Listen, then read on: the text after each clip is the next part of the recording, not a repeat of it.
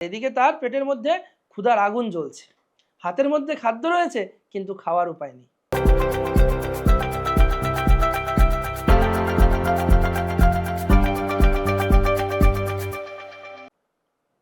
হরে কৃষ্ণ, সবাইকে স্বাগত মিশানো কথায়।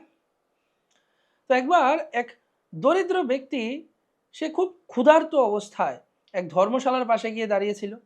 আর ক্ষুধা সহ্য করতে না পেরে সে ধর্মশালার একটা স্তম্ভকে আলিঙ্গন করে ক্ষুধা নিবৃত্তির জন্য পেটের মধ্যে চাপ দিয়ে ধরে রেখেছে।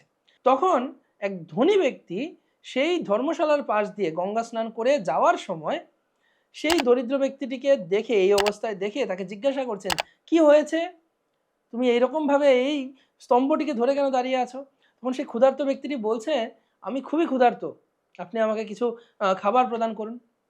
তখন সেই ধনী ব্যক্তিটি পাশের একটা দোকান থেকে কিছু লাজ বা খই কিনে নিয়ে এসে সেই ব্যক্তিটিকে দেওয়ার জন্য হাত পাতলো। তখন সেই ব্যক্তিরা পিলার তো ধরে রেখেছিল, সে বলছে আমার এই হাতেই দিন। সেই ব্যক্তিটি বলছেন যে হাতটা আগে ছাড়ো, পিলারটা ছেড়ে নিয়ে তারপর খইগুলো নাও। সে অজ্ঞতায় এরকমভাবে রাজি হচ্ছে না দেখে বলছে, তাড়াতাড়ি আমার হাতে দিন, আমি খইগুলো গ্রহণ করতে চাই। তো ওই দাতা এই খইগুলো তখন তার হাতে এইভাবেই দিয়ে সেই স্থান পরিত্যাগ করলো। আর ওই ক্ষুধার্ত ব্যক্তিকে ওই যে খই দিয়ে চলে গেল, এখন ক্ষুধার্ত ব্যক্তিটা কি করেছে, মুখ বাড়িয়ে ওই খাবারটা গ্রহণ করতে চেষ্টা করছে, খইটা ভোজন করতে চেষ্টা করছে, কিন্তু তার সেটা সম্ভব হচ্ছে না। তার এমন একটা অবস্থা হলো, সে খইগুলোকে না পারছে খেতে, না পারছে হাত বাড়িয়ে খইগুলোকে বের করে নিয়ে আসতে বন্ধনের বাইরে। কারণ কি, খইগুলো তখন বাতাসে উড়ে যাবে। তো হাতের মধ্যে এমনিতেই আছে খই, হালকা জিনিস, বাতাসে উড়ে যাচ্ছে।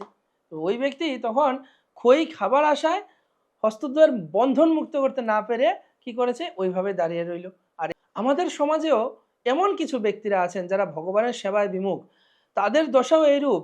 বদ্ধজীবের মতো তারা সংসারের স্তম্ভকে আলিঙ্গন করে থেকে এই ত্রিতাপরূপ ক্ষুধাকে শান্ত করতে চায়।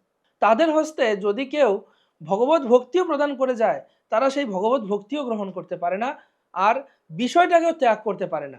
এইরকম একটা অবস্থায় তারা উপনীত হয়ে এই ত্রিতাপ জ্বালায় জ্বলতে থাকে। তো এই ত্রিতাপ জ্বালা হচ্ছে এইরকম, ভগবান বলছেন, দৈবী হেষা গুণময়ী মম মায়া দূরত্বয়া মামে বয়ে প্রপদ্যন্তে মায়া মেতাম তরন্তিতে। এই দৈবী মায়া যা ভগবান কর্তৃক প্রদত্ত, এই ভগবানের দৈবী মায়া, সেটা যতক্ষণ পর্যন্ত না আমরা ভগবানের চরণে প্রপত্তি করছি, আমরা এই মায়া থেকে, এই ত্রিতাপ ক্লেশ থেকে কখনোই মুক্তি লাভ করতে পারি না। তাই আমাদের প্রশ্ন করা উচিত, কে আমি, কেন আমার, যারে তাপত্রয়, ইহা নাহি জানিলে কেমনে হিত হয়।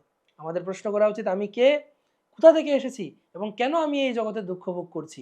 যখনই আমরা এই প্রশ্ন সন্ধান করব এবং আমাদের নিজেদের স্বরূপ সম্বন্ধে জানবো। শ্রী চৈতন্য মহাপ্রভু বলেছেন, জীবের স্বরূপ হয় কৃষ্ণের নিত্য দাস, কৃষ্ণের তটস্থা শক্তির ভেদাভেদ প্রকাশ। তো আমরা যতক্ষণ পর্যন্ত না আমাদের নিজেদের স্বরূপ জানতে পারবো, স্বরূপ উপলব্ধি করতে পারবো, ততক্ষণ পর্যন্ত আমরা এই জড়জগতের বন্ধন থেকে মুক্ত হতে পারবো না। তাই আমাদেরকে কি করতে হবে, সেই প্রথমে যে বিষয়ের যে আমরা স্তম্ভটাকে আগলে রেখেছি, সেই স্তম্ভটাকে ছেড়ে দিয়ে কৃষ্ণ ভক্তির সেই আহারকে আমাদেরকে গ্রহণ করতে হবে এবং এই মানব দেহ ত্যাগ করে আমাদেরকে আমাদের নিত্য আলোয় ভগবত ধামে ফিরে যেতে হবে। তখনই আমরা প্রকৃত শান্তি লাভ করতে পারবো। হরে কৃষ্ণ।